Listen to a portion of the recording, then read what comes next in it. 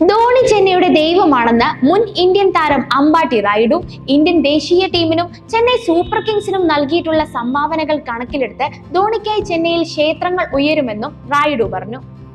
ഇന്ത്യക്കായി 2 ലോകകപ്പ് കിരീടങ്ങളും ചെന്നൈക്കായി നിരവധി IPL കിരീടങ്ങളും സമ്മാനിച്ച ഇതിഹാസമാണ് ധോണി.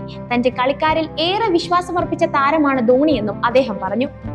നായക പദവിയിൽ ചെന്നൈയെ 5 കിരീടങ്ങളിലേക്ക് നയിച്ച ധോണി IPLന്റെ ചരിത്രം കണ്ട എക്കാലത്തെയും മികച്ച ക്യാപ്റ്റന്മാരിൽ ഒരാളാണ്.